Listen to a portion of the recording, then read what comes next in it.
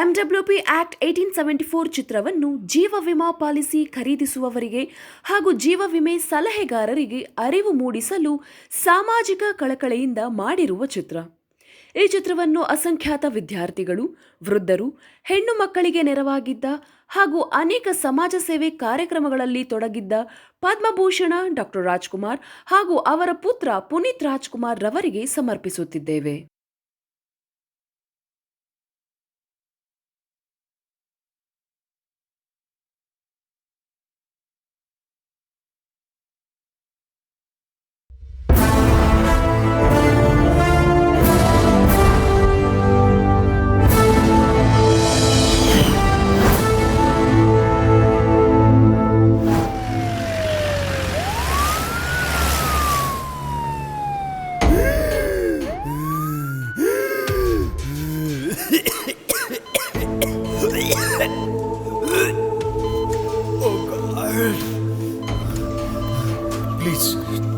Please, not now, please. ಈಗಲೇ ನನ್ನ ಕತ್ ಮುಗಿಸ್ಬೇಡ, ನನ್ನಿನ್ನು ಸ್ವಲ್ಪ ಟೈಮ್ ಕೊಡು. ಅಟ್ಲೀಸ್ಟ್ ನನ್ನ ಹೆಂಡತಿ ಮಕ್ಕಳನ್ನ ಮುಖ ನೋಡಕ್ಕಾದ್ರೂ ಟೈಮ್ ಕೊಡು. ಈಗಲೇ ಹೋಗ್ಬಿಟ್ರೆ ಅಪ್ಪ ಅಮ್ಮ ಸುಪ್ರೀತಾ ಮಕ್ಕಳು ತುಂಬ ಕಷ್ಟ ಸಿಗಾಕೋತಾರೆ. ನಾನಿನ್ನು ಬದುಕಬೇಕು. ನನ್ನ ಬಿಸ್ನೆಸ್ಗೆ ಸಾಲ ಕೊಟ್ಟವ್ರಿಗೆ ಉತ್ತರ ಹೇಳಬೇಕು. ಈಗಲೇ ಬೇಡ ದೇವ್ರೇ, ಈ ಕೋವಿಡ್ನಿಂದ ನನ್ನ ರಕ್ಷಣೆ ಮಾಡೋ ದೇವ್ರೇ. ಸರ್, ನಿಮ್ಮೆಲ್ಲ ಸಮಸ್ಯೆಗೆ ಒಂದೇ ಸೊಲ್ಯೂಷನ್, ಒಂದೇ ಒಂದು ಇನ್ಶೂರೆನ್ಸ್ ಪಾಲಿಸಿ. ನಿಮ್ ಬಿಸ್ನೆಸ್, ಓಲ್ಡ್ ಏಜ್ ಪೇರೆಂಟ್ಸ್, ಮಕ್ಕಳ ಎಜುಕೇಶನ್, ಮ್ಯಾರೇಜು, ನಿಮ್ ವೈಫ್ ಲೈಫ್ ಎಲ್ಲದಕ್ಕೂ ಇನ್ಶೂರೆನ್ಸ್ ಮಾಡಿಸ್ಬೋದು. ಎಲ್ಲ ಕಡೆಯಿಂದ ಸೆಕ್ಯೂರ್ ಆಗ್ಬೋದು. ಇದಕ್ಕೆ ಮ್ಯಾರಿಡ್ ವುಮೆನ್ ಪ್ರಾಪರ್ಟಿ ಆಕ್ಟ್ ಅಂತ ಒಂದಿದೆ. ಇದ್ರ ಮೇಲೆ ಸಂಪೂರ್ಣ ಹಕ್ಕು ನಿಮ್ಮ ಹೆಂಡತಿ ಮಕ್ಕಳಿಗೆ ಮಾತ್ರ ಇರುತ್ತೆ.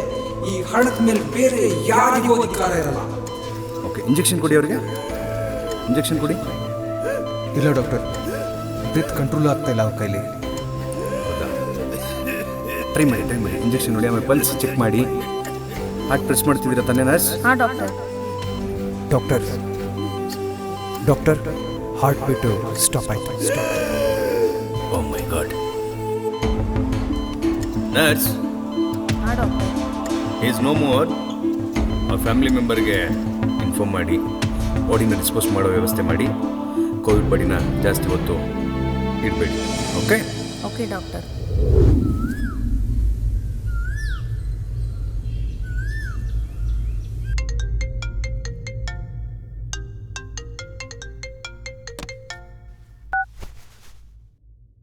ಹಲೋ. ಎಸ್, ನಾನು ಶ್ರೀನಿವಾಸ್ ಅಂತ ಬ್ಯಾಂಕ್ ಮ್ಯಾನೇಜರ್ ಮಾತಾಡ್ತಿರೋದು. ನಿಮ್ಮ ಹೇಳಿ ರಾಜೇಶ್ ಸರ್. ಬ್ಯಾಂಕಲ್ಲಿ ಪರ್ಸನಲ್ ಲೋನ್ ತಗೊಂಡಿದ್ರು. ಎಷ್ಟು ಅಮೌಂಟ್ ತಗೊಂಡಿದ್ದಾರೆ ಸರ್? 15 lakhs. 15 lakhs? ಮೇಡಮ್, ನಾ ಹೇಳೋದು ಕೇಳಿಸ್ತಿದ್ಯಾ? ಹಾಂ ಸರ್, ಹೇಳಿ ಸರ್. ಈಗಾಗಲೇ ಸಾಕಷ್ಟು ಟೈಮ್ ಕೊಟ್ಟಿದ್ದೀವಿ. ಅಲ್ಲದೆ ನಾನ್ ಪೇಮೆಂಟ್ ಲಿಸ್ಟ್ ಅಲ್ಲಿದೆ. ಸಣ್ಣ ಪುಟ್ಟ ಅಮೌಂಟ್ ಅಲ್ವಲ್ಲ. ಸ್ವಲ್ಪ ಟೈಮ್ ಕೊಡಿ ಸರ್. ರಾಜೇಶ್ ಅವ್ರ ಅಕೌಂಟ್ ಎಲ್ಲ ಚೆಕ್ ಮಾಡಿ ಏನಾದರೂ ವ್ಯವಸ್ಥೆ ಮಾಡ್ತೀನಿ. ಇಲ್ಲ ಮೇಡಮ್, ನಿನ್ ಟೈಮ್ ಕೊಡಕ್ಕಾಗಲ್ಲ. ಸರ್, ಕೊನೆಗೆ ಏನೂ ಆಗಿಲ್ಲ ಅಂದ್ರು ಮನೆ ಪ್ಲೆಡ್ಜ್ ಮಾಡಿ ಆದರೂ ನಿಮ್ಮ ಸಾಲ ತೀರಿಸ್ತೀನಿ ಸರ್. Okay sir. ಅಲ್ಲಮ್ಮ, ಯಾವ ಧೈರ್ಯದ ಮೇಲೆ ಈ ಮನೇನ ಪ್ಲಡ್ಜ್ ಮಾಡ್ತೀನಿ ಅಂತ ಮಾತು ಕೊಟ್ಟೆ? ಈ ಮನೇಲಿ ನನ್ನ ಮಗನ ನೆನಪುಗಳಿದ್ಯಮ್ಮ. ಅದು ನಿನ್ಗೊಬ್ಳಿಗೆ ರೈಟ್ಸ್ ಅಲ್ಲ. ಅವನು ನಮ್ಮ ಮಗ. ಈ ಮನೆ ಮೇಲೆ ನಮಗೂ ಹಕ್ಕಿದೆ. ಈ ಮನೆ ಉಳಿಸ್ಕೊಳ್ಳೋದಕ್ಕೆ ಅವನು ಎಷ್ಟು ಕಷ್ಟಪಟ್ಟಿದ್ದಾನೆ ಗೊತ್ತಾ? ನನಗೂ ಅರ್ಥ ಆಗತ್ತೆ ಮಾವ, ಆದ್ರೆ ನನ್ಗಿದು ಬಿಟ್ರೆ ಬೇರೆ ಯಾವ ದಾರಿನೂ ಕಾಣಿಸ್ತಿಲ್ಲ. ನಮ್ ಗಮನಕ್ಕೂ ತರ್ದೆ ಇಡೀ ಮನೇನ ಪ್ಲಡ್ಜ್ ಮಾಡ್ತೀನಿ, ಸಾಲ ತೀರಿಸ್ತೀನಿ ಅಂತ ಪ್ರಾಮಿಸ್ ಮಾಡ್ಬಾರ್ದಾಗಿತ್ತು. ಇರೋ ಮನೇನ ಮಾರಿ ಸಾಲ ತೀರ್ಸೋದು ಬಹಳ ಕಷ್ಟ. ಅತ್ತೆ, ನೀವಿಬ್ರು ಅವ್ರ ಅಪ್ಪ ಅಮ್ಮ, ಆದ್ರೆ ನಾನು ಅವ್ರ ಹೆಂಡತಿ. ನಿಮ್ ಕುತ್ತಿಗೆ ಮೇಲೆ ಕುತ್ಕೊಂಡು ಯಾರು ಸಾಲ ತೀರ್ಸಿ ಅಂತ ಕೂತಿಲ್ಲ. ಆದ್ರೆ ಅವ್ರು ಹೋದಾಗ್ಲಿಂದ ದಿನ ಬೆಳಗ್ಗೆಯಿಂದ ರಾತ್ರಿವರೆಗೂ ಅದೆಷ್ಟು ಫೋನ್ಸ್ ಬರ್ತಾ ಇದೆ ಗೊತ್ತಾ? ಬರೀ ಸಾಲಗಾರರು. ಅವ್ರು ಕೇಳೋ ಪ್ರಶ್ನೆಗೆ ಉತ್ತರ ಕೊಡಕ್ ಎಷ್ಟು ಕಷ್ಟ ಅಂತ ನನಗ್ ಮಾತ್ರ ಗೊತ್ತು. ಬಾಗ್ಲಲ್ಲಿ ನಿಂತ್ಕೊಂಡು ಯಾರಾದ್ರೂ ಕೂಗಿದ್ರೆ ಸಾಕು, ಯಾವಾಗ ಏನಾಗುತ್ತೋ ಅಂತ ಎದೆ ಡಗ್ಗನ್ನತ್ತೆ. ಯಾರ್ ಬೇಕು? ಮೇಡಮ್ ಕೊರಿಯರ್ ತಗೊಳ್ಳಿ, ಇಲ್ಲಿ ಸೈನ್ ಹಾಕಿ.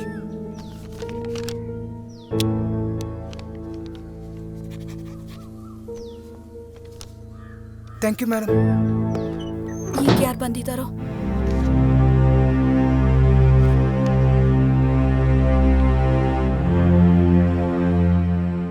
ಏನಮ್ಮ ಅದು?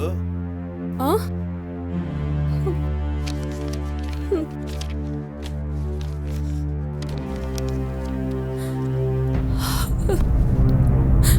ಏನಿದು? ಇನ್ನೊಂದು ಬ್ಯಾಂಕಿಂದ ನೋಟಿಸ್ ಕಳಿಸಿದ್ದಾರೆ.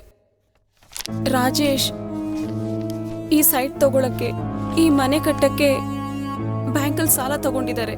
ತಗೊಂಡಿರೋ ಸಾಲ ಕೊಡ್ತೀರಾ ಇಲ್ಲ ಮನೆ ಜಪ್ತಿ ಮಾಡ್ಲಾ ಅಂತ ನೋಟಿಸ್ ಕಳಿಸಿದ್ದಾರೆ. ಈಗ ನಾವೇನ್ ಮಾಡ್ಬೇಕು ಅಂತ ದಾರಿನೇ ತೋರಿಸ್ತಾ ಇಲ್ಲ.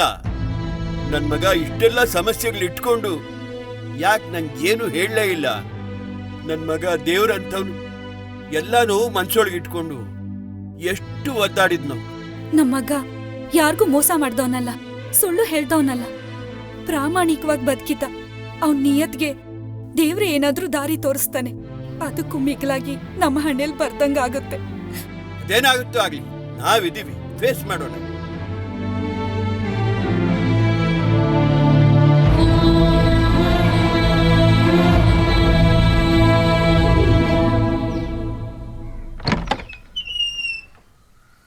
ಹೇಳಿ ಸರ್, ಯಾರು ಬೇಕಾಗಿತ್ತು? ಮಿಸ್ಟರ್ ರಾಜೇಶ್ ಅವರಿದ್ದಾರಾ? Sorry sir, he is no more. I am sorry. ನಮ್ಮ ಬ್ಯಾಂಕಲ್ಲಿ TOD ತೊಗೊಂಡಿದ್ರು. ಪ್ಲೀಸ್ ಒಳಗೆ ಬನ್ನಿ ಸರ್. ಕೂತ್ಕೊಳ್ಳಿ ಸರ್. ಏನೋ ಹೇಳ್ತಿದ್ರಿ? ರಾಜೇಶ್ ಅವರು ನಮ್ಮ ಬ್ಯಾಂಕಿಂದ ಅವಾಗವಾಗ TOD ತೊಗೊತಾ ಇದ್ರು. ಈ ಸರಿ ಬಿಸ್ನೆಸ್ ಲಾಸ್ ಆಗಿರೋದ್ರಿಂದ ಲೋನ್ನ ಸ್ವಲ್ಪ ಜಾಸ್ತಿನೇ ತೊಗೊಂಡಿದ್ರು. ಎಷ್ಟು ಅಮೌಂಟ್ ಸರ್? 25 lakhs ತೊಗೊಂಡಿದ್ರು.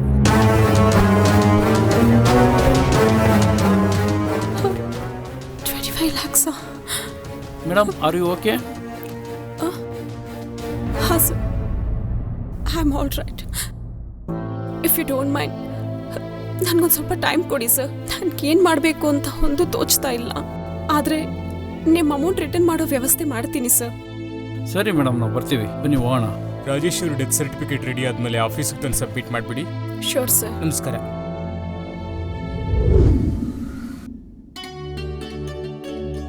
ನಮಸ್ತೆ ಅಂಕಲ್, ಹೇಗಿದ್ದೀರಾ?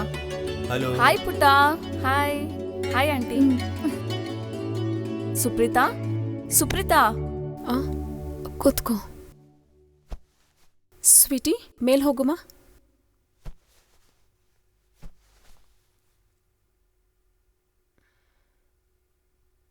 ಅಷ್ಟು ವ್ಯವಸ್ಥಿತವಾಗಿದ್ದು ನಿನ್ನ ಗಂಡ ಇಷ್ಟೊಂದು ಸಾಲ ಮಾಡ್ಕೊಂಡಿದ್ರು, ತನ್ನ ಹೆಂಡತಿ ಮಕ್ಕಳಿಗೋಸ್ಕರ ಯಾವ ಸೆಕ್ಯೂರಿಟಿನೂ ಮಾಡಿಲ್ಲ ಅಂದರೆ ನಂಗೆ ನಂಬೋಕೆ ಆಗ್ತಾ ಇಲ್ಲ. ಹೀಗಾಗುತ್ತೆ ಅಂತ ಅವ್ರಿಗೇನು ಗೊತ್ತಿತ್ತು? ಸಾರಿ ಕಣೆ, ರಾಜೇಶ್ ತೀರ್ಕೊಂಡಾಗ ನಾನು ಇರಬೇಕಿತ್ತು. ಆದರೆ ನಾನು ಊರಲ್ಲೇ ಇರಲಿಲ್ಲ. ಲಾಕ್ಡೌನ್ ಆಗಿತ್ತಲ್ಲ, ಊರಲ್ಲೇ ಉಳ್ಕೊಂಡ್ಬಿಟ್ಟೆ. ರಾಜೇಶ್ ನನ್ನ ಹತ್ರ ಅವಾಗವಾಗ ಕೆಲವೊಂದು ವಿಷಯಗಳನ್ನು ಶೇರ್ ಮಾಡ್ತಾ ಇದ್ರು. ಅವ್ರು ನನ್ನ ಬಾಸ್ ಆಗಿದ್ರು, ನಿನ್ನ ಫ್ರೆಂಡ್ ಅನ್ನೋ ಲಿಬರ್ಟಿ ಕೊಟ್ಟಿದ್ರು. ಅವ್ರ ಪ್ಲಾನ್ಸ್ ಏನೇನಿತ್ತೋ ಯಾವಾಗಲೂ ಸರ್ಪ್ರೈಸು ಥ್ರಿಲ್ ಅಂತಾನೆ ಇದ್ರು. ಅವ್ರಿದ್ದಾಗ ಯಾವುದೇ ಥರ ಕಷ್ಟ ಇರಲಿಲ್ಲ. ಎಲ್ಲರೂ ತುಂಬ ಚೆನ್ನಾಗಿ ನೋಡ್ಕೊಳ್ತಾ ಇದ್ರು. ಆದರೆ ಇದ್ರ ಬಗ್ಗೆ ಎಲ್ಲ ಅವ್ರು ಯೋಚನೆ ಮಾಡಿಲ್ವಾ ಅಂತ. ಆಗಿದ್ದಾಗೋಯ್ತು, ಆದರೆ ಅದ್ಯಾವುದು ನಮ್ಮ ಕೈಲಿರಲಿಲ್ಲ. ಅದ್ಬಿಡು, ಇನ್ನು ಮುಂದೆ ನಿನ್ನ ಫ್ಯೂಚರ್ ಬಗ್ಗೆನೂ ಯೋಚನೆ ಮಾಡಬೇಕಲ್ವಾ? ನಿನ್ನ ಫ್ಯೂಚರು, ಮಕ್ಳ ಫ್ಯೂಚರು, ಅತ್ತೆ ಮಾವನು ನೋಡ್ಕೋಬೇಕಲ್ವಾ? ಅದೇ ನನಗೂ ಯಕ್ಷ ಪ್ರಶ್ನೆಯಾಗಿ ಕಾಡ್ತಿರೋದು. ಒಂದಕ್ಕೂ ಉತ್ತರ ಸಿಗ್ತಿಲ್ಲ. ದಿನ ಬೆಳಗ್ಗೆ ಆದರೆ ಅವ್ರಿಗಷ್ಟು ಕೊಡಬೇಕು, ಇಷ್ಟು ಕೊಡಬೇಕು, ಮಕ್ಕಳು ಸ್ಕೂಲು, ಟ್ಯೂಷನ್ ಫೀಸು. ಅಬ್ಬಬ್ಬಾ, ಯೋಚನೆ ಮಾಡಿದ್ರೆ ತಲೆಯೆಲ್ಲ ನೋವು ಬರುತ್ತೆ. ಒಬ್ಬ ನಿಜವಾದ ಗಂಡಸಿನ ಕಮಿಟ್ಮೆಂಟು, ಟೆನ್ಷನ್ ಏನು ಅಂತ ನನ್ಗೀಗ ಅರ್ಥ ಆಗ್ತಾ ಇದೆ. ನಮ್ ರಾಜೇಶ ಎಲ್ಲ ಕಡೆ ಸಾಲ ಮಾಡಿ ಅದಿಷ್ಟು ಕಷ್ಟಪಟ್ನೋ ಏನೋ ನನ್ ಮಗ. ಆದ್ರೆ ಅದರಿಂದ ಈಗ ಹೊರಗ್ ಬರೋ ದಾರಿ ಏನು ಅನ್ನೋದೇ ಚಿಂತೆ ಆಗಿದೆ ನಮ್ಗೆ. ಇರೋ ಆಸ್ತಿ ಪಾಸ್ತಿ, ದುಡ್ಡು ಕಾಸು ಎಲ್ಲ ಸೇರಿದ್ರು ಸಾಲ ತೀರ್ಸೋಕ್ಕಾಗಲ್ಲ. ಇನ್ನೊಂದು, ನಾವೇನಾದ್ರೂ ತಪ್ಪಿಸ್ಕೊಂಡ್ರೆ ಕಾನೂನು ರೀತಿ ಸಹಾಯ ಪಡೆದು ನಮ್ ಎಲ್ಲಾ ಆಸ್ತಿನೂ ಜಪ್ತಿ ಮಾಡ್ತಾರೆ. ಆಗ ನಾವೇನು ಮಾಡಕ್ಕಾಗಲ್ಲ. ಇದಕ್ಕೆಲ್ಲ ಪರಿಹಾರದ ಬಗ್ಗೆ ಯೋಚನೆ ಮಾಡಿದ್ರೆ ತುಂಬಾ ಭಯ ಆಗುತ್ತೆ. ರಾಜೇಶ್ ಅಟ್ಲೀಸ್ಟ್ ಹೆಂಡತಿ ಮಕ್ಳು ಸೆಕ್ಯೂರಿಟಿಗೋಸ್ಕರ ಏನಾದ್ರೂ ಮಾಡ್ಬೇಕಿತ್ತು. ಪ್ಲೀಸ್ ಸುರಕ್ಷಾ, ಏನೇನೋ ಮಾತಾಡ್ಬೇಡ. ನನ್ಗೆ ಆಲ್ರೆಡಿ ಇರೋ ಸಮಸ್ಯೆ ಬಗ್ಗೆನೇ ಪದೇ ಪದೇ ಮಾತಾಡಿದ್ರೆ ನನಗೆ ಟೆನ್ಷನ್ ಆಗುತ್ತೆ, ನರ್ವಸ್ ಆಗುತ್ತೆ. ಈಗಾಗ್ಲೇ ಅದರಿಂದ ದೂರ ಬರಬೇಕು ಅನ್ಕೋತಾ ಇದ್ದೀನಿ. ಪ್ಲೀಸ್ ನನ್ನ ಪಾಡಿಗೆ ನನ್ ಬಿಟ್ಬಿಡು. Don't mind.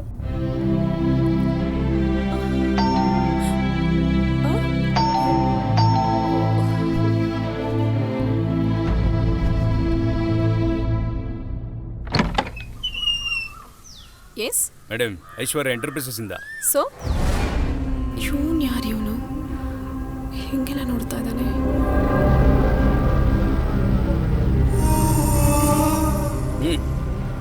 ರಾಜೇಶ್ ಅವ್ರಿಗೆ ಮನೆ ಕನ್ಸ್ಟ್ರಕ್ಷನ್ ಮಾಡೋದಕ್ಕೆ ಸ್ವಲ್ಪ ಐಟಮ್ ಸಪ್ಲೈ ಮಾಡಿದ್ವಿ. ಸ್ವಲ್ಪ ಹಣ ಬಾಕಿ ಇದೆ. ಅದಕ್ಕೇನಾದರೂ ಸ್ವಲ್ಪ ವ್ಯವಸ್ಥೆ ಮಾಡಿ, ಯಾಕಂದ್ರೆ ತುಂಬಾ ಟೈಮ್ ಆಗಿದೆ. ನಡ್ರಿ ಒಳಗೆ ಕೂತ್ ಮಾತಾಡೋಣ. ನಡ್ರಿ ನಡ್ರಿ. ಏಯ್ ಇಲ್ಲೇ ಇರೋ. ಬನ್ನಿ ಮೇಡಮ್ ಮಾತಾಡೋಣ. ನೋಡಕೊಳ್ಳೆ ಕಳ್ಳನ್ ತರ ಇದ್ದಾನೆ. ಛೇ, ರಾಜೇಶ್ ಅವರು ಎಲ್ಲೆಲ್ಲಿ ಎಷ್ಟು ಸಾಲ ಮಾಡಿದ್ದಾರೆ ಅನ್ನೋ ಅಕೌಂಟ್ಸಿನೂ ನಮಗೆ ಗೊತ್ತಿಲ್ಲ. ಬೇರೆಯವ್ರದ್ದು ಕ್ಲಿಯರ್ ಮಾಡಬೇಕಾದ್ರೆ ನಿಮ್ದು ಹಾಗೆ ಕ್ಲಿಯರ್ ಮಾಡ್ತೀವಿ. ಇದೇನು ಹಿಂಗೆ ಮಾತಾಡ್ತಿದ್ದೀರಾ? ಅದು ಅವ್ರ ಸಾಲ ಅಂತನಾ?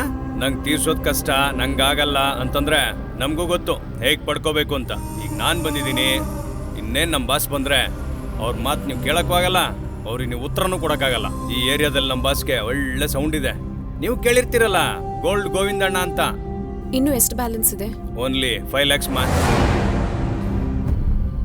ನೋಡಮ್ಮ, ಹೇಳಿ ಕೇಳಿ ನಿಮ್ದಿನ್ನೂ ಚಿಕ್ಕ ವಯಸ್ಸು. ಸುಮ್ಮನೆ ಏನಕ್ಕೆ ರಗಳೆ ಮಾಡ್ಕೊತೀರಾ? ಬೇಗ ಏನು ಅಂತ ವ್ಯವಸ್ಥೆ ಮಾಡಿ ತಿಳಿಸಿ. ನೋಡಮ್ಮ, ನಾನು ಹೇಳೋದನ್ನ ಸೀರಿಯಸ್ ಆಗಿ ಗಮನದಲ್ಲಿ ಇಟ್ಕೊಳ್ಳಿ. ನಾನಿನ್ ಬರ್ತೀನಿ. ಇನ್ನೊಂದು ಫಿಗರ್ ಐತೆ. ಭಯಾನಕವಾಗಿದ್ದಾರೆ. ವಾಟಾಗಿ ಮಾತಾಡ್ತಾರೆ ಅಂದರೆ ತುಂಬ ಕೆಟ್ಟ ಜನ ಅನಿಸುತ್ತೆ. ಅವ್ರು ಮಾತಾಡೋ ಮಾತು, ವರ್ತನೆ, ನೋಡೋ ನೋಟ ಒಂದು ಚೆನ್ನಾಗಿರ್ಲಿಲ್ಲ. ಇದೆಲ್ಲದರಿಂದ ಬೇಗ ಕೈ ತೊಳ್ಕೊಂಡಷ್ಟು ಒಳ್ಳೇದು ಅನ್ಸುತ್ತೆ.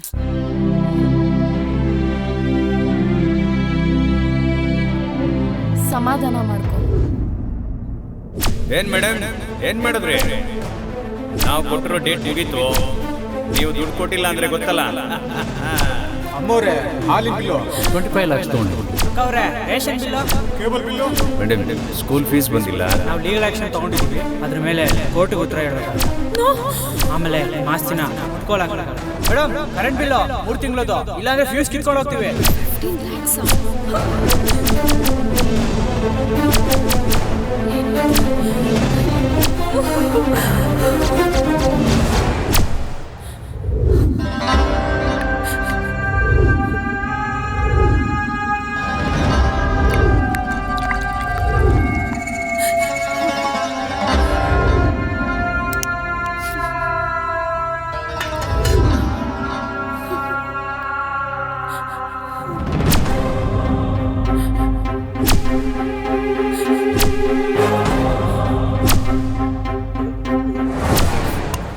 What is this Supreetha? ನಾನೇನ್ ಮಾಡ್ಲಿ?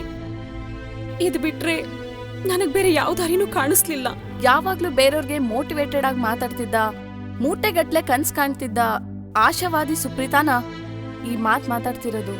ಏನ್ ಮಾಡ್ಲಿ? ಮಾತಾಡ್ದಷ್ಟು ಕಣ್ಸ್ಕಂಡಷ್ಟು ಸುಲಭವಾಗಿ ಬದುಕಕ್ಕಾಗಲ್ಲ.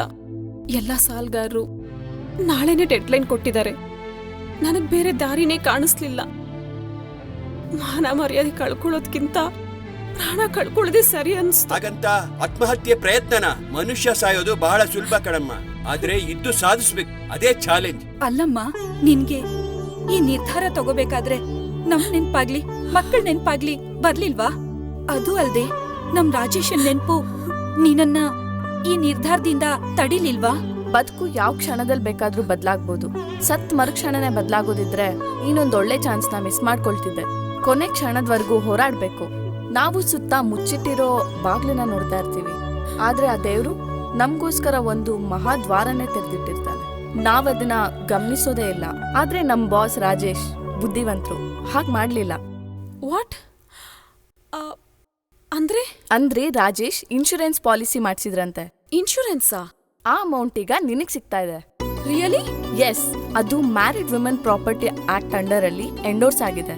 ಅದ್ ನಂಗೂ ಗೊತ್ತಿರ್ಲಿಲ್ಲ. ಇವತ್ತು ಆಕಸ್ಮಿಕವಾಗಿ ದೇವಾನಂದ್ ಕಾಲ್ ಮಾಡಿದ್ದ. ಅವ್ರು ಯಾರು? ನನ್ ಕ್ಲೋಸ್ ಫ್ರೆಂಡ್, ಇನ್ಶೂರೆನ್ಸ್ ಅಡ್ವೈಸರ್. ನಾನ್ ಸುಮ್ನೆ ರಾಜೇಶ್ನ ಒಂದ್ಸರಿ ಪರಿಚಯ ಮಾಡಿಸಿದ್ದೆ, ಆದ್ರೆ ಅದ್ರ ಬಗ್ಗೆ ಯಾವತ್ತೂ ಡಿಸ್ಕಸ್ ಮಾಡಿರ್ಲಿಲ್ಲ. ಆದ್ರೆ ಅವನು ಬೆನ್ನಿಗೆ ಹತ್ತಿದ್ರೆ ಬೇತಾಳ, ಛಲ ಬಿಡದ ತ್ರಿವಿಕ್ರಮ. ಹಠಕ್ ಬಿದ್ದು ರಾಜೇಶ್ ಹತ್ರ ಇನ್ಶೂರೆನ್ಸ್ ಮಾಡಿಸಿದ್ರಂತೆ. ಅವನ ಹತ್ರ ಇನ್ಶೂರೆನ್ಸ್ ಮಾಡಿಸಿದವ್ರು ಯಾರು ಇವತ್ತಿನವರೆಗೂ ಕಷ್ಟ ನಷ್ಟಕ್ಕೆ ಸಿಕ್ಕಾಕೊಂಡಿಲ್ಲ. ಎಲ್ರಿಗೂ ಒಳ್ಳೇದಾಗಿದೆ. ಈ ಮ್ಯಾರಿಡ್ ವುಮನ್ ಪ್ರಾಪರ್ಟಿ ಆಕ್ಟ್ ಅಂದಲ್ಲ, ಅದೇನದು? ಅಷ್ಟೆಲ್ಲ ನಂಗೂ ಗೊತ್ತಿಲ್ಲ. ನಾಳೆ ಅವನ್ನೇ ನೇರವಾಗಿ ಮೀಟ್ ಮಾಡೋಣ, ಅವನ ಆಫೀಸ್ಗೆ ಹೋಗೋಣ. ನಿನ್ ಎಲ್ಲಾ ಪ್ರಶ್ನೆಗೂ ಉತ್ತರ ಸಿಗುತ್ತೆ.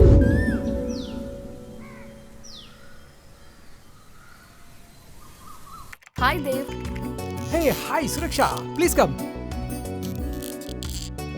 ಇವ್ರೆ ದೇವ್ ಅಂತ. ನಮಸ್ತೆ. ನಮಸ್ತೆ, ಕೂತ್ಕೊಳ್ಳಿ. ನನ್ನ ಹೆಸರು ದೇವಾನಂದ್ ಅಂತ. ಎಲ್ಲರೂ ದೇವ್ ಅಂತ ಕರೀತಾರೆ. ಇನ್ಶೂರೆನ್ಸ್ ಅಡ್ವೈಸರ್ ಅಂದರೆ ವಿಮೆಯ ಸಲಹೆಗಾರ. ನಾನು ತುಂಬ ಇಷ್ಟಪಟ್ಟು ಆಯ್ಕೆ ಮಾಡ್ಕೊಂಡಿರೋ ಜಾಬ್ ಇದು. It's A global profession with social concern. ಯಾಕಂತ ವ್ಯಾಮೋಹ? ಯಾಕೆ ಅಂದರೆ ಈ ಜಾಬ್ ತುಂಬ ಜನರನ್ನ ಸೆಕ್ಯೂರ್ ಮಾಡುತ್ತೆ, ಕಷ್ಟದಿಂದ ಪಾರ್ ಮಾಡುತ್ತೆ, ಲಾಸನ್ನ ಕಟ್ಕೊಡುತ್ತೆ. ಒಂದು ವೇಳೆ ದೇವ್ರು ನಿಮ್ಮ ಕೈ ಬಿಟ್ಟರು ಇನ್ಶೂರೆನ್ಸ್ ಮಾತ್ರ ಯಾವತ್ತೂ ನಿಮ್ಮ ಕೈ ಬಿಡಲ್ಲ. ಅದಕ್ಕೆ ಈ ಜಾಬ್ ಅಂದರೆ ನಂಗೆ ತುಂಬ ಇಷ್ಟ. ಅವ್ರ ಟಾರ್ಗೆಟ್ ರೀಚ್ ಮಾಡೋರ್ಗಷ್ಟೇ ಅವ್ರ ಕೆಲಸ ಅಲ್ಲ, ಕ್ಲೈಂಟ್ಸ್ ಕೈಗೆ ಇನ್ಶೂರೆನ್ಸ್ ಹಣ ತಲುಪೋವರೆಗೂ ಎಲ್ಲಾ ರೀತಿಲೂ ಪರ್ಸನಲ್ ಕೇರ್ ತಗೊಂಡು ಸೆಕ್ಯೂರ್ ಮಾಡ್ತಾರೆ. ಅದನ್ನ ನನ್ನ ರೆಸ್ಪಾನ್ಸಿಬಿಲಿಟಿ ಅನ್ಕೊಂಡಿದ್ದೀನಿ, ಅದು ನನ್ನ ಕರ್ತವ್ಯ ಅಂತ ಭಾವಿಸಿದ್ದೀನಿ.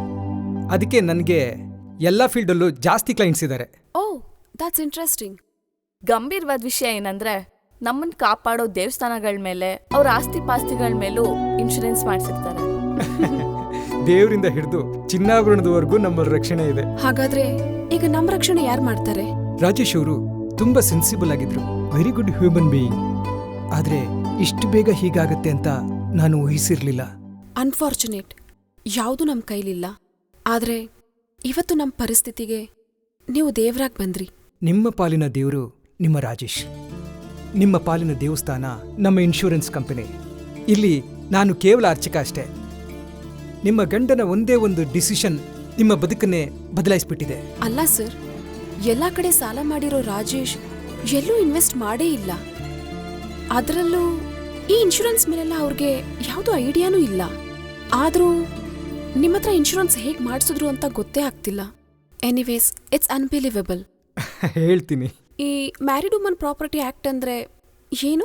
ಅದನ್ನೂ ಹೇಳ್ತೀನಿ. ಅದೇ ಇಂಪಾರ್ಟೆಂಟ್ ಮ್ಯಾಟರ್. ಓಂ ಸಾಯಿರಾಮ್. ನನ್ನೆಲ್ಲ ಕೆಲಸಗಳನ್ನು ನೆರವೇರಿಸಪ್ಪ, ನನ್ನನ್ನು ಕಷ್ಟಗಳಿಂದ ಕಾಪಾಡಪ್ಪ. Om Sairam. May come in sir? ಯಾರು? ದೇವರು ಸರ್. ವಾಟ್? ದೇವಾನಂದ್ ನನ್ನ ಹೆಸರು. ದೇವ್ರೇ ಕಾಪಾಡಪ್ಪ. ಎಸ್, ಅದೇ ಸರ್, ನಿನ್ನೆ ಸುರಕ್ಷಾ ಅವರು ಫೋನಲ್ಲಿ ಇಂಟ್ರೊಡ್ಯೂಸ್ ಮಾಡಿಸಿದ್ರಲ್ಲ, ಇನ್ಶೂರೆನ್ಸ್ ಅಡ್ವೈಸರ್. ಎಸ್, ಒಳಗೆ ಬನ್ನಿ. Hello sir. ಓ, ಹಲೋ ದೇವ್ ಅಂತ. ಕೂತ್ಕೊಳ್ಳಿ. ಹೇಳಿ. ಅದೇ ಸರ್, ಒಂದೇ ಒಂದು insurance policy. That's not possible. ನಾನು ಆಲ್ರೆಡಿ ತುಂಬ ಕಷ್ಟದಲ್ಲಿದ್ದೀನಿ. ನನ್ನ ಬಿಸ್ನೆಸ್ಸಲ್ಲಿ ಬಹಳ ಫೈನಾನ್ಷಿಯಲಿ ನಷ್ಟ ಅನುಭವಿಸ್ತಾ ಇದ್ದೀನಿ. ಇಂಥ ಸಮಯದಲ್ಲಿ ಇನ್ಶೂರೆನ್ಸ್ ಸಾಧ್ಯನೇ ಇಲ್ಲ. ಹಾಗಾದ್ರೆ ಶ್ಯೂರ್ ಆಗಿ ನಿಮಗೆ ಪಾಲಿಸಿ ಅವಶ್ಯಕತೆ ಇದೆ sir. Are you mad? No sir, ನಿಮಗೆ ಬಿಸ್ನೆಸ್ ಮೇಲೆ ಪಾಲಿಸಿ ಮಾಡಿಸಿದ್ರೆ ನಾಳೆ ನಿಮ್ಗಾಗೋ ಲಾಸ್ನ ಬೇರ್ ಮಾಡ್ಬೋದು. ರೇ, ನನಗೆ ಫ್ಯಾಮಿಲಿ ಇದೆ, ನಾನು ಅವ್ರನ್ನ ನೋಡ್ಕೋಬೇಕಾಗತ್ತೆ. ನನಗಿಬ್ರು ಮಕ್ಕಳಿದ್ದಾರೆ, ಅವ್ರ ಬಗ್ಗೆ ಕೇರ್ ತಗೋಬೇಕು. ತಂದೆ ತಾಯಿ ಇದ್ದಾರೆ, ಅವ್ರ ಮೆಡಿಕಲ್ ಎಕ್ಸ್ಪೆನ್ಸಸ್ ಬರುತ್ತೆ. ಇಷ್ಟೆಲ್ಲ ಕಮಿಟ್ಮೆಂಟ್ಸ್ ಇಟ್ಕೊಂಡು ಇನ್ಶೂರೆನ್ಸ್ ಏನ್ ಮಾತಾಡ್ತಿರ್ರಿ? ಸರ್, ಅದೆಲ್ಲದಕ್ಕೂ ಪ್ಲಾನ್ ಇದೆ. ಬಿಸ್ನೆಸ್ಸು, ಎಜುಕೇಷನ್, ಹೆಲ್ತು, PF ಎಲ್ಲ ಸೆಕ್ಯೂರಿಟಿಗೂ ನಮ್ಮಲ್ಲಿ ಪ್ಲಾನ್ ಇದೆ. ನಮ್ಮ ಇನ್ಶೂರೆನ್ಸ್ ಪಾಲಿಸಿ ಇರೋದು ನಿಮ್ಮ ಫ್ಯಾಮಿಲಿ ರಕ್ಷಣೆಗೆ. ನನಗೆ ರಕ್ಷಣೆ ಬೇಕಾಗಿರೋದು ನಾನು ಬದುಕಿರುವಾಗ. ನಾನು ಸತ್ತ ಮೇಲೆ ನನ್ನನ್ನು ಶ್ರೀಮಂತನನ್ನಾಗಿ ಮಾಡೋದಾದ್ರೆ ಅಂತ ಇನ್ಶೂರೆನ್ಸ್ ಪಾಲಿಸಿ ಯಾಕೆ ಬೇಕು? ಅದೇ ತಪ್ಪು ಸರ್. ಎಲ್ಲರೂ ಹೀಗೆ ಅನ್ಕೋತಾರೆ. ನಿಮ್ಮ ಕುಟುಂಬಕ್ಕೆ, ನಿಮ್ಮ ಬಿಸ್ನೆಸ್ಗೆ, ನಿಮ್ಮ ಆಸ್ತಿ ಪಾಸ್ತಿಗೆ ಅಷ್ಟೇ ಯಾಕೆ, ನಿಮ್ಮ ಎಂಪ್ಲಾಯ್ಗೂ ಕೂಡ ನಿಮ್ಮ ನಂತರವೇ ಸೇಫ್ಟಿ ಬೇಕಾಗಿರೋದು. ನೀವಿದ್ದಾಗ ಹೇಗೂ ಬ್ಯಾಲೆನ್ಸ್ ಮಾಡ್ತೀರಾ, ಆದರೆ ನೀವಿಲ್ಲದೆ ಇರುವಾಗ ನಿಮ್ಮೆಲ್ಲ ಸಮಸ್ಯೆನ ನಮ್ಮ ಇನ್ಶೂರೆನ್ಸ್ ಬ್ಯಾಲೆನ್ಸ್ ಮಾಡುತ್ತೆ. ಆದರೂ ಟೈಮ್ ಟು ಟೈಮ್ ನಿಮ್ಮ ಇನ್ಸ್ಟಾಲ್ಮೆಂಟ್ ಕಟ್ಟಲೇಬೇಕಲ್ರಿ?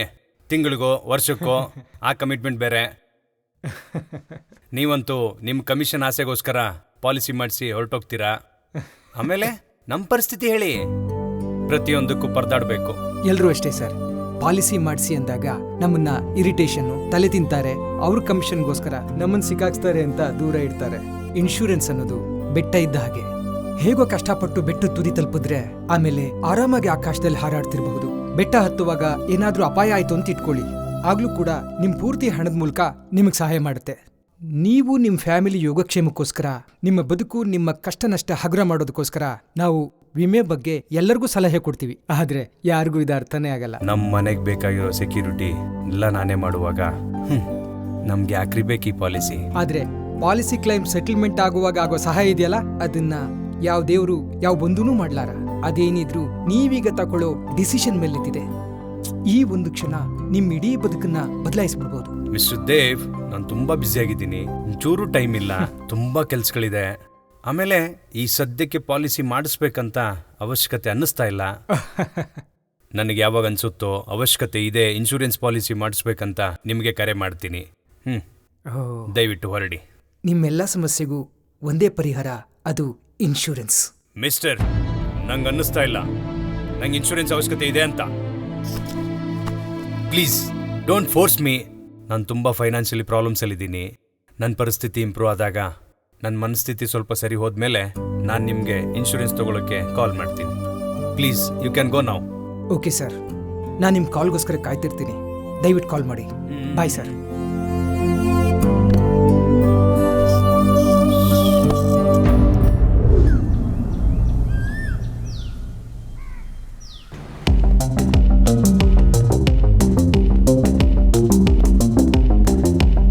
Good morning sir.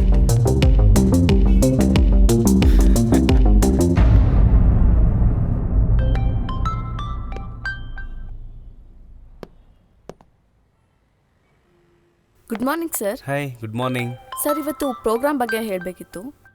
ಹಾಗೆ ಫಿನಾನ್ಷಿಯರ್ ಎಲ್ಲ ಕಾಲ್ ಮಾಡ್ತಾ ಇದ್ರು, ಬ್ಯಾಂಕಿನೂ ಕಾಲ್ ಬರ್ತಾ ಇತ್ತು. ಅದು ಫೈನಾನ್ಸರ್ ಇನ್ಸ್ಟಾಲ್ಮೆಂಟು ಬ್ಯಾಂಕಿಗೆ ಕಟ್ಟಬೇಕಾಗಿತ್ತು. ಕಟ್ಟಿದ್ರಾ? ಹಾಂ ಸರಿ ಸರ್, ಕಟ್ತೀನಿ. Hi sir, good morning. ಅಲ್ಲ ರೀ, ಮ್ಯಾನರ್ಸ್ ಇಲ್ವಾ ನಿಮಗೆ? ಪದೇ ಪದೇ ಫೋನ್ ಮಾಡ್ತಾ ಇದ್ದೀರಾ? ಸರ್, ಒಂದೇ ಒಂದು ಇನ್ಶೂರೆನ್ಸ್ ಪಾಲಿಸಿ. ಬರೀ ನಿಮ್ಮ ಇನ್ಶೂರೆನ್ಸ್ ಏಜೆಂಟ್ಗಳ ಮೇಲೆ ಅಷ್ಟೇ ಅಲ್ಲ, ನಂಗೆ ಇಡೀ ಇನ್ಶೂರೆನ್ಸ್ ಸಿಸ್ಟಮ್ ಮೇಲೆ ಇರಿಟೇಟ್ ಆಗ್ತಿದೆ. Please don't disturb me again and again. ನಮಗೂ 108 ಬಿಸ್ನೆಸ್ ಇರುತ್ತೆ. ಒಂದೇ ಒಂದು ಇನ್ಶೂರೆನ್ಸ್ ಪಾಲಿಸಿ ಸರ್. ಇಲ್ಲ ಇಲ್ಲ ಇಲ್ಲ, ದಯವಿಟ್ಟು ಫೋನ್ ಮಾಡ್ಬಿಡಿ ಮುಂದೆ ಪ್ಲೀಸ್. ಸುರಕ್ಷಾ, ನಿಮ್ಮ ಕೆಲಸನ ನೀವು ಮಾಡ್ಕೊಂಬನ್ನಿ, ಆಮೇಲೆ ಮೀಟಿಂಗ್ ಮಾಡೋಣ ಪ್ಲೀಸ್. ಸರಿ ಸರ್.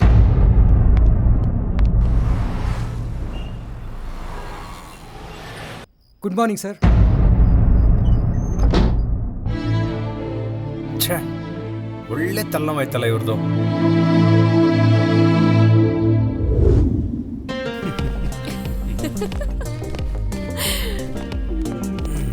ಅಲ್ಲಿ ತುಂಬಾ ಫ್ರೆಂಡ್ಸ್ ಇದಾರೆ ತಾನೆ? ಸುಪ್ರೀತಾ, ಲೈಟ್ ಸ್ವಿಚ್ ಎಲ್ಲ ಆಫ್ ಮಾಡಿದ್ಯಾ ತಾನೆ? ಮಾಡಿದೀನಿ. ಇದು ಗ್ಯಾಸು ಅದು ಸರಿಯಾಗಿ ಚೆಕ್ ಮಾಡಿದ್ಯಾ ತಾನೆ? ಎಲ್ಲ ಮಾಡಿದೀನಿ, ನಡೀರಿ. ಏ, ನೀರಿನಲ್ಲಿ ಟ್ಯಾಪ್ ಎಲ್ಲ ಕ್ಲೋಸ್ ಮಾಡಿದ್ಯಾ ತಾನೆ? ಎಲ್ಲ ಸರಿಯಾಗಿ ಚೆಕ್ ಮಾಡಿದ್ಯಾ ತಾನೆ? ಓ, ಗಂಡ ಹೆಂಡತಿ ಎಲ್ಲ ಹೊರಟಿರೋ ಹಾಗಿದೆ. ಓ ಸರ್, ನೆಂಟರು ಮದುವೆ ಇದೆ, ಊರ್ ಕಡೆ ಹೊರಟಿದೀವಿ. ಅಪ್ಪ ಅಮ್ಮ ಮುಂಚೆನೆ ಹೋಗಿದ್ದಾರೆ. ಸರ್, ನನಗೆ ನಿಮ್ಮಿಂದ ಒಂದು ಹೆಲ್ಪ್ ಆಗಬೇಕಿತ್ತು. ಏನ್ ಹೇಳಿ? ನಾವು ಬರಕ್ 3 ದಿನ ಆಗತ್ತೆ. ನಮ್ಮ ನಾಯಿ ಮರಿಗೆ ಒಂದ್ ಸ್ವಲ್ಪ ಊಟ ಹಾಕ್ತೀರಾ? ಹಾಗೆ ಮನೆ ಕಡೆ ಒಂದ್ ಸ್ವಲ್ಪ ನೋಡ್ಕೋತಾ ಇರಿ. ಓ, ಸೆಕ್ಯೂರಿಟಿ ವಾಚ್ಮನ್ CCTV. ನಮ್ಮ ನಾಯಿ ಮರಿ ಒಂದ್ ಸ್ವಲ್ಪ ಹುಷಾರಿಲ್ಲ, ಅದಕ್ಕೆ. ಇರ್ಲಿ, ಪರವಾಗಿಲ್ಲ, ನಾಯಿ ತಾನೆ, ಅಕ್ಕ ಪಕ್ಕ ಅಂದ್ಮೇಲೆ ಸಹಾಯ ಮಾಡ್ಬೇಕಲ್ವಾ? ಸ್ವಲ್ಪ ಪರ್ಸ್ ಕೊಡಿ. ಓ, ನಾಯಿ ತಾನೆ, ಎಷ್ಟು ಕೊಡ್ಬೇಕು? ತಗೋ ಕೊಡಿ. ಈ ಅಮೌಂಟ್ ಇಟ್ಕೊಂಡಿರಿ. ನಮ್ಮ ನಾಯಿಗೆ ಏನಾದ್ರೂ ಅವಶ್ಯಕತೆ ಬೀಳಬಹುದು. ನಾವಿನ್ ಬರ್ತೀವಿ. Thank you, bye. ಆಯ್ತಮ್ಮ, bye. Bye. Happy journey sir, safe journey.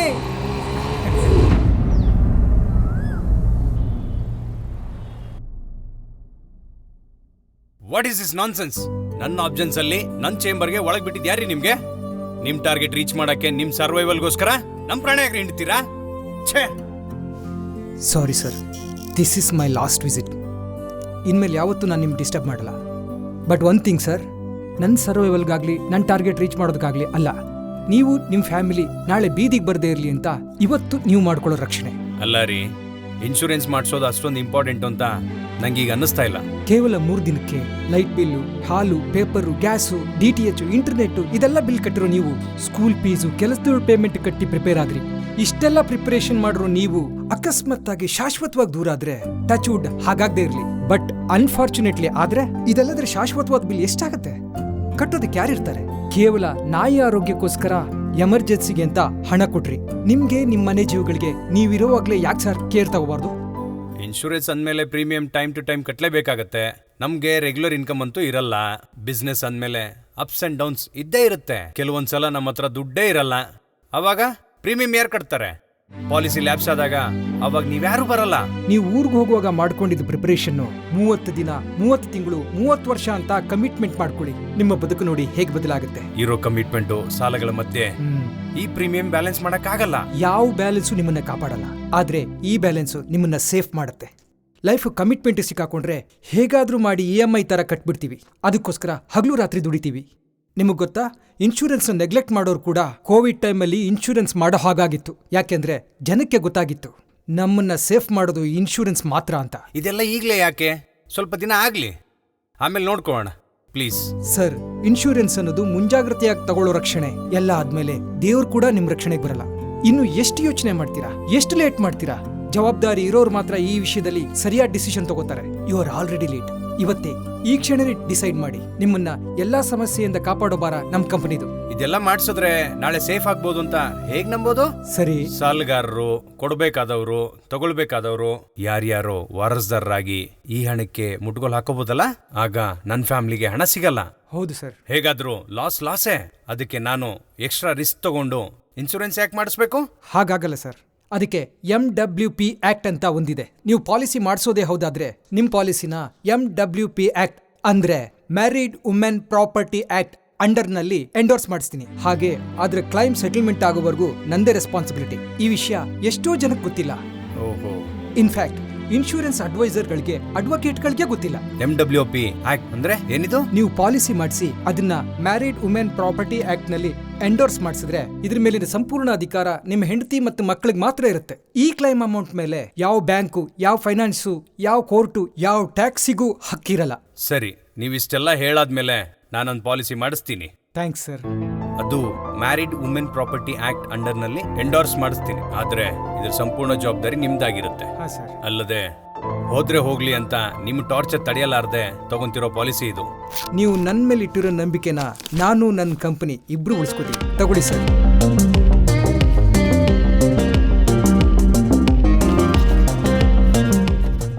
ನೋಡ್ರಿ, ನಿಮ್ ಟಾರ್ಚರ್ ತಡೆಯಲಾರ್ದೆ ತಗೊಳ್ತಾ ಇರೋ ಈ ಪಾಲಿಸಿ.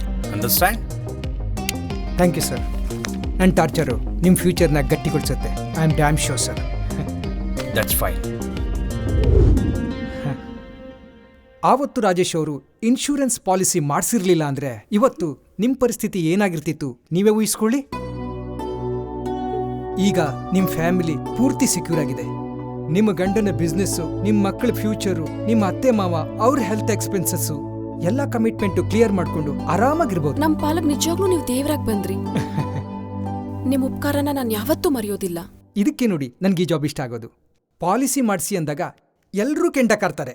ಇನ್ಶೂರೆನ್ಸ್ ಅಡ್ವೈಸರ್ ಅಂದ್ರೆ ಅಸಹಿಸ್ಕೋತಾರೆ. ಆದ್ರೆ ಕ್ಲೈಮ್ ಮಾಡ್ಕೊಳ್ಳೋಕೆ ಮಾತ್ರ ಎಲ್ಲರಲ್ಲೂ ಇದೇ ಸಂತೋಷ, ಇದೇ ಮಾತು. ಸಂತೋಷದಿಂದ ಮನಸ್ಫೂರ್ತಿಯಾಗಿ ಹಾರೈಸಿದ್ದು ಯಾವತ್ತೂ ವ್ಯರ್ಥ ಆಗಲ್ಲ. ಎಲ್ಲರ ಹಾರೈಕೆ ಒಂದಿನ ಒಳ್ಳೆ ಫಲ ಕೊಡುತ್ತೆ. ಫಲ ಕೊಟ್ಟಿದೆ. ಅದಕ್ಕೆ ನಾನು ತುಂಬಾ ದಿನದಿಂದ ಇಷ್ಟಪಡ್ತಿದ್ದ ಸುರಕ್ಷಾ ನನ್ನ ಹೆಂಡತಿಯಾಗಿ ಬರ್ತಾ ಇದ್ದಾಳೆ. ಕಂಗ್ರ್ಯಾಚುಲೇಷನ್ಸ್. Thank you. ಎಲ್ಲಾರ ಮನೆ ದೇವ್ರನ್ನ ನಿನ್ ಮನೆ ದೇವ್ರನ್ನಾಗಿ ಮಾಡ್ಕೊಂಡಿದ್ಯಾ. ಲೈಫ್ ಇನ್ಶೂರೆನ್ಸ್ ಕಣೆ. ಆದ್ರೆ ನಿಮ್ಮ ಪಾಲಿನ ದೇವರು ನಿಮ್ಮ ಗಂಡ ರಾಜೇಶ್. ನಿಮ್ಮ ಪಾಲಿನ ದೇವಸ್ಥಾನ ನಮ್ಮ ಇನ್ಶೂರೆನ್ಸ್ ಕಂಪನಿ. ಇಲ್ಲಿ ನಾನು ಕೇವಲ ಅರ್ಚಕ ಇದ್ದ ಹಾಗಷ್ಟೇ. ನಿಮ್ಮ ಗಂಡನ ಒಂದೇ ಒಂದು ಡಿಸಿಷನ್ ನಿಮ್ಮ ಬದುಕನ್ನೇ ಬದಲಾಯಿಸ್ಬಿಟ್ಟಿದೆ. ಎಲ್ಲರೂ ಇವತ್ತು ನನಗೆ ಡೆಡ್ಲೈನ್ ಕೊಟ್ಟಿದ್ದಾರೆ. ಅವ್ರಿಗೆಲ್ಲ ಏನು ಉತ್ತರ ಕೊಡ್ಲಿ? ಇದ್ದೇ ಇದೆಯಲ್ಲ ಪ್ರತಿಯೊಬ್ಬ ಮಹಿಳೆಯ ರಕ್ಷಾ ಕವಚ MWP ಆಕ್ಟ್ ಅನ್ವಯ ಪಾಲಿಸಿ. ಈ ವಿಷಯದಲ್ಲಿ ಖುದ್ದು ಸುಪ್ರೀಂ ಕೋರ್ಟ್ ಕೂಡ ನಿಮ್ ಸಹಾಯಕ್ಕೆ ನಿಲ್ಲುತ್ತೆ. Nobody can touch your property or single rupee. ಜೊತೆಗೆ ನಮ್ಮ ಕಂಪನಿ ಇರುತ್ತೆ. Thank you so much Dev. If you don't mind, Rajesh ಅವರು ಎಷ್ಟಕ್ಕೆ ಇನ್ಶೂರೆನ್ಸ್ ಮಾಡಿಸಿದ್ರು ಹೇಳ? ಪ್ಲೀಸ್ ಹೇಳಿ. 1 ಕೋಟಿ, 1 crore rupees. ವಾಟ್? ನೋಡಿದ್ರಾ, ಇದಕ್ಕೆ ನನಗೆ ಈ ಕೆಲಸ ತುಂಬ ಇಷ್ಟ. ಆ್ಯಂಡ್ ಸಾರಿ, ನಿಮ್ಮ ದೇವರು ನಾನಲ್ಲ, ನಮ್ಮ ಇನ್ಶೂರೆನ್ಸ್ ಕಂಪನಿ. ರಾಜೇಶ್ ಅವ್ರ ಪಾಲಿಸಿ ನಮ್ಮಲ್ಲೇ ಇದೆ. ಬನ್ನಿ, ನಮ್ಮ ಸೀನಿಯರ್ ಅಡ್ವೈಸರ್ ಹತ್ರ ಕರ್ಕೊಂಡು ಹೋಗ್ತೀನಿ. Sure sir. ಬನ್ನಿ.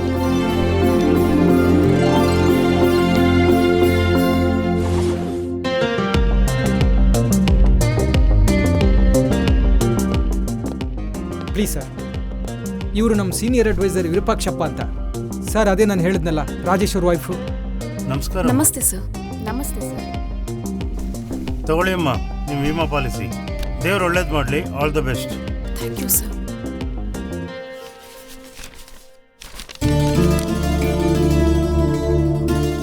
ಸರ್, ನನ್ಗಾಗ್ಲಿಂದ ಒಂದು ಡೌಟು. ಈ ಮ್ಯಾರಿಡ್ ವುಮನ್ ಪ್ರಾಪರ್ಟಿ ಆಕ್ಟ್ ಅಂದ್ರೆ ಏನು? Married women's property act 1874.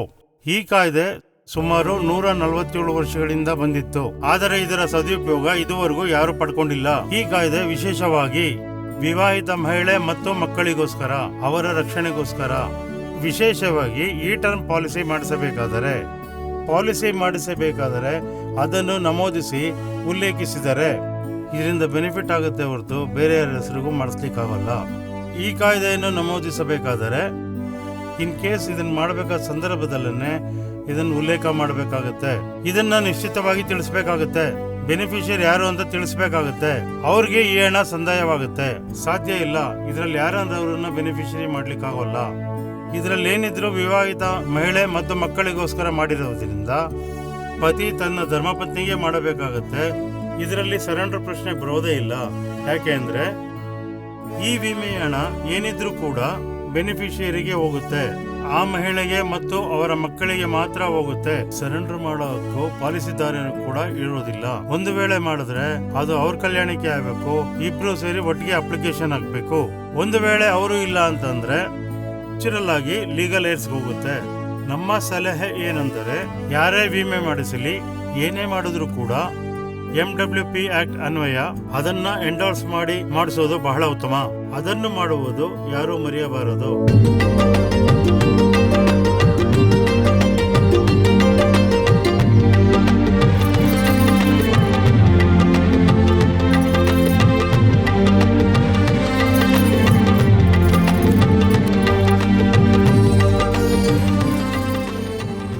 ಜೀವ ಮತ್ತೆ ಜೀವನದ ಬೆಲೆ ಗೊತ್ತಿರೋರು ಮದ್ವೆನ ಸಿಂಪಲ್ ಆಗಿ ಮಾಡ್ತಾರೆ. ಆಡಂಬರದ ಮದ್ವೆ ಖರ್ಚು ಉಳಿಸಿ ನಿಮ್ಮಿಬ್ರಿಗೂ ಮದ್ವೆ ಗಿಫ್ಟ್ ಆಗಿ ತಂದಿದ್ದೀನಿ. ತಗೋ ಸ್ವೀಟಿ. ತಗೋ Rani. God bless you both. ಹೇ, ಇನ್ಶೂರೆನ್ಸ್ ಪಾಲಿಸಿ. ಹೋ, MWP ಆಕ್ಟ್. ಹೌದು, MWP ಆಕ್ಟ್ ಅಂದ್ರೆ ಮ್ಯಾರಿಡ್ ವುಮನ್ ಪ್ರಾಪರ್ಟಿ ಆಕ್ಟ್ ಅಲ್ಲಿ ಎಂಡೋರ್ಸ್ ಮಾಡಿಸಿದ್ದು. ಪ್ರತಿಯೊಬ್ರು ಜೀವನದಲ್ಲಿ ಇನ್ಶೂರೆನ್ಸ್ ಮಾಡಿಸ್ಲೇಬೇಕು. ಆಗ್ಲೇ ನಮ್ ಲೈಫ್ ಸೆಕ್ಯೂರ್ ಆಗೋದು. ಇವತ್ತು ನಮ್ಮನ್ನು ಉಳಿಸಿರೋದು ಅದೇ. Thank you aunty. Thank you ಮಾ.